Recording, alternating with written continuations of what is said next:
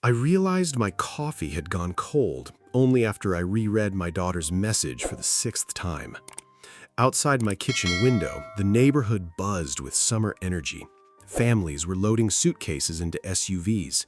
Kids rode bicycles through the warm evening air. Vacation season had started.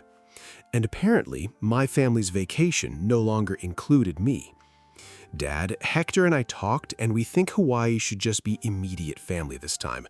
We need space as our own family unit. Maybe you should take a quiet fishing trip by the lake instead. We hope you understand why we aren't taking you on vacation with us. I stared at the words immediate family. Funny thing about heartbreak at 68, it doesn't hit like an explosion. It settles slowly into your chest like something heavy sinking underwater. 3 weeks earlier, my granddaughter Kate had called me squealing with excitement. "Grandpa, Mom says we're really going to Hawaii. You promised we'd see volcanoes together."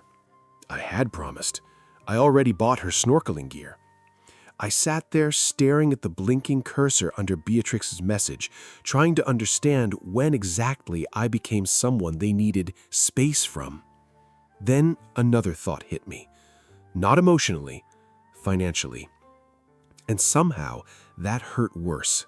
Because while my daughter was gently pushing me out of her vacation, I was paying for almost every part of her life. The mortgage, the BMW Hector drove, the Lexus Beatrix insisted she needed, insurance, Kate's private school, even the emergency credit card in Beatrix's purse.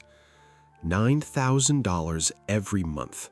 $108,000 a year. I actually grabbed a legal pad from the kitchen drawer and started writing the numbers down one by one like a doctor confirming a diagnosis he already knew was fatal. By the time I finished adding it up, my chest felt hollow. Not because of the money, because I suddenly understood something horrifying. I had spent years confusing usefulness with love. My late wife Clara used to warn me.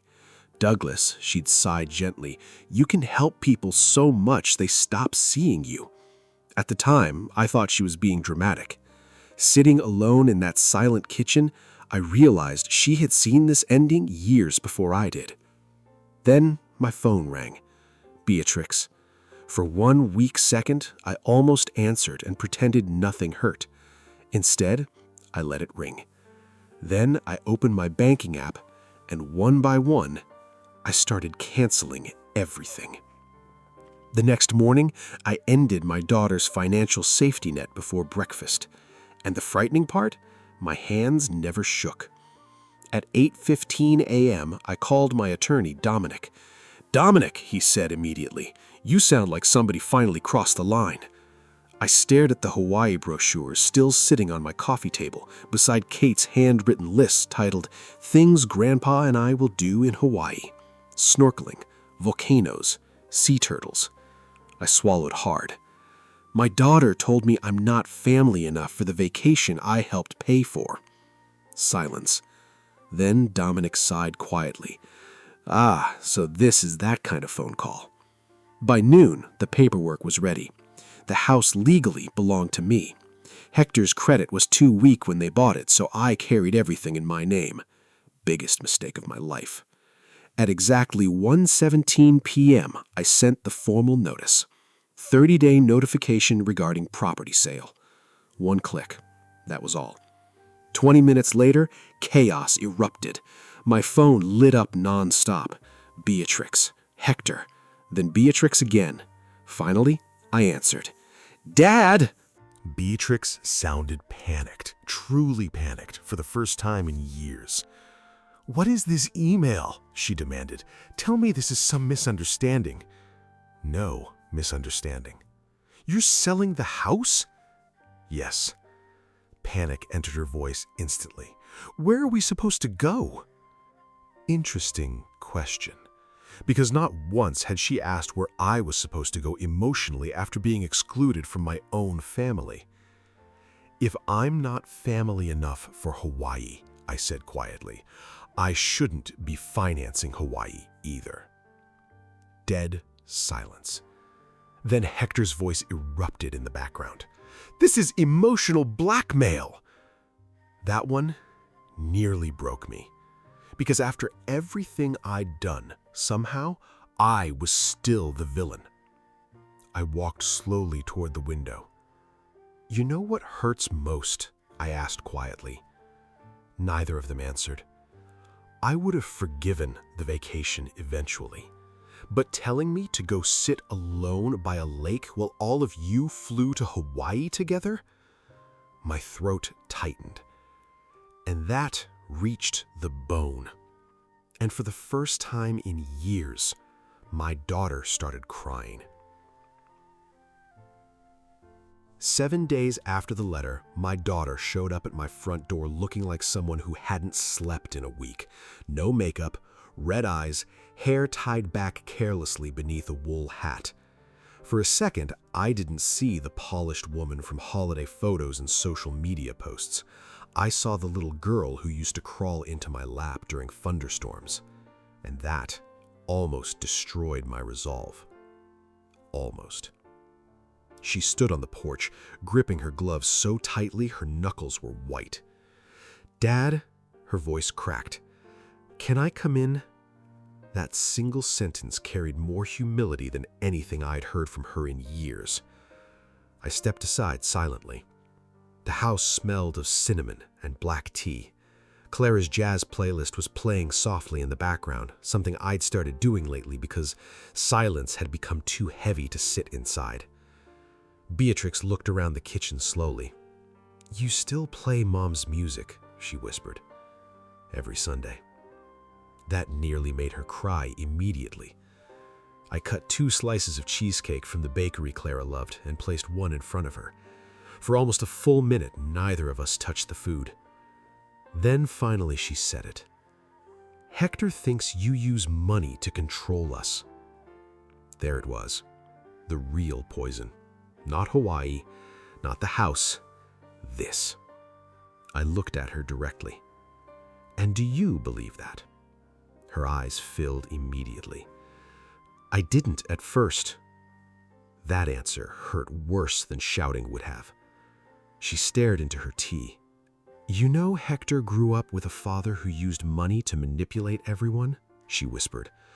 "And somewhere along the way, he convinced himself you were doing the same thing. And you let him believe it?" Tears rolled down her cheeks. "Yes." The silence became unbearable. Then I admitted something I'd never said out loud before. "You know what my mistake was?" She looked up slowly. "I made paying your bills easier than being emotionally honest with you." Her face crumpled instantly. Because she understood. After Clara died, I'd replaced conversations with money, loneliness with financial rescue, love with usefulness. I reached across the table carefully. "I wasn't trying to control you, Beatrix." My voice shook. "I was terrified of becoming unnecessary." That broke her completely. She burst into tears so hard she covered her mouth with both hands. And sitting there, beside untouched cheesecake and cold tea, I realized something devastating. We had both been starving for the same thing. Love that didn't come attached to money. The house sold 3 weeks later.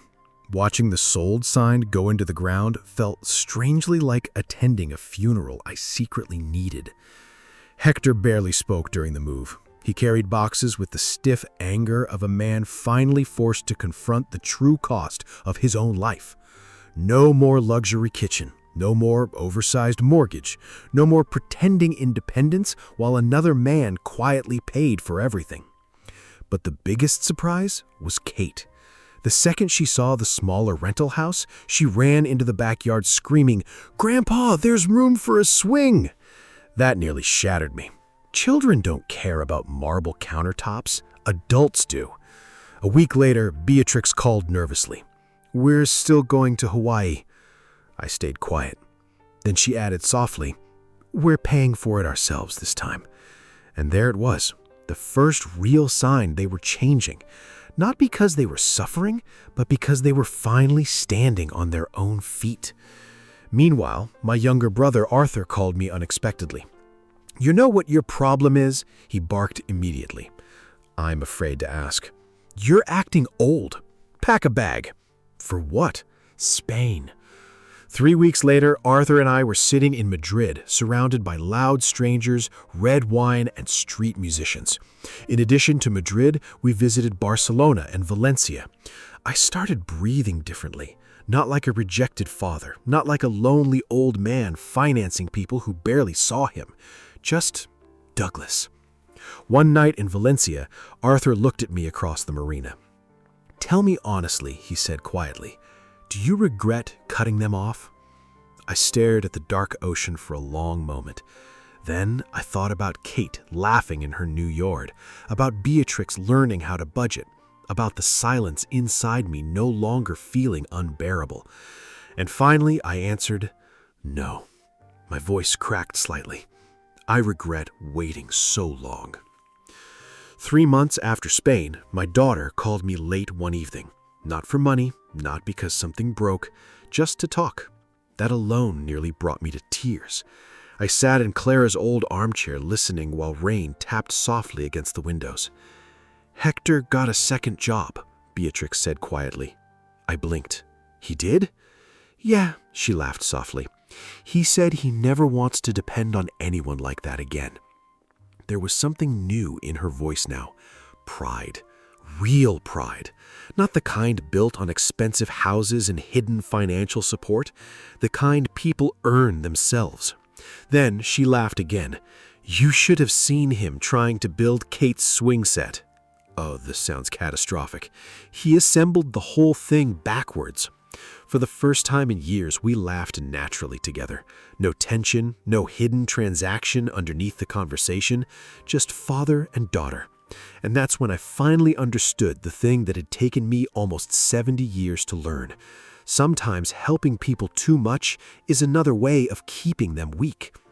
That realization haunted me because I truly believed I was protecting my daughter. But protection can quietly become dependence, and dependence eventually destroys respect. A few days later, Kate called me excitedly. "Grandpa, Mom says maybe next summer we can all go to Hawaii together." I smiled slowly, not because of Hawaii, because of the word all. After the call ended, I looked at Clara's photograph beside the fireplace. I whispered, "You're right." And for the first time in years, the house no longer felt empty. Friends, what do you think of this story? Write your opinion in the comments. Would you like more stories? Don't forget to subscribe and hit the bell button so you don't miss any videos. See you tomorrow.